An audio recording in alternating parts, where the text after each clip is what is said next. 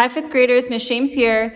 Now that we've learned how to use area models to find equivalent fractions, today we're gonna relate those area models to finding equivalent fractions through multiplication and division. So watch as I do that. So I'm gonna first use an area model to show that 1/3 is equal to 2/6, and then I'm gonna relate that to finding an equivalent fraction or proving their equivalence through multiplication.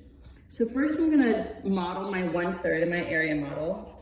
My area model is split into 3 parts. My whole is split into 3 parts, so each part is 1/3.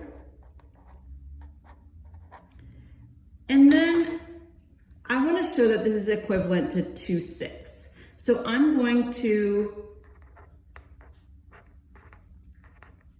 I need to double the amount of pieces I have, or the amount of parts, because 6 is double 3. So to double it, I'm going to split each part into 2 equal parts. I'm going to draw a horizontal line to do that. And now I have 6 equal parts. Each one is 1/6. And I can easily see that my 1/3 is now 2/6. But if you think about what I did, I just doubled all the parts. So to represent that I doubled the parts, I'm going to show that I multiplied the number of parts, which is denoted by the denominator, by 2.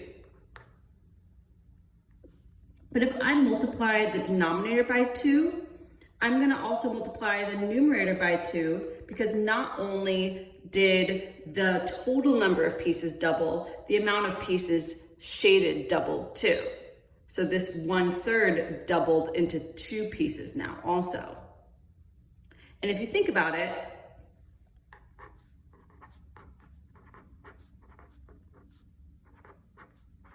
if I think about my 2/2, I know 2/2 is a fraction that's equal to 1/2. And I know that anything, any value times 1/2 will give you the same value. So that's another way for me to think about that 1/3 and 2/6 are equivalent.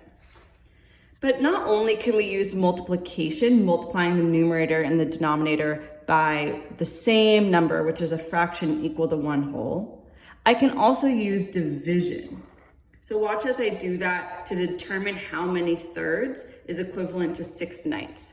So here I have 6/9. Each of these is 1/9.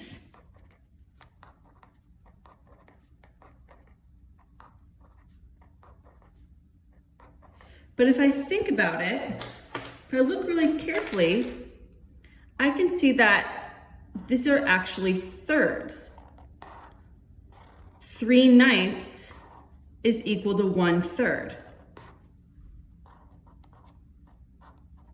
If I were just to combine these parts together, the 3/9 together, I would get 1/3. So it's almost like the opposite. I didn't make there be more pieces. In this case, I'm making there be less pieces, or 3 times less pieces. But we can show that by dividing by 3. If there's 3 parts now, and there was 9 parts, I divided the total number of parts by 3. But not only did the total number of parts get divided by 3, the number of parts shaded got divided by 3 too. First I had 6 parts shaded, now I have 2 parts shaded. So that got divided by 3. And 6 divided by 3 is 2. So 6/9 is equivalent to 2/3. So I can use multiplication or division. Just remember that you have to multiply by a fraction equal to 1/2, meaning that you have to multiply the numerator and the denominator by the same number, because that will make sure you get an equivalent value.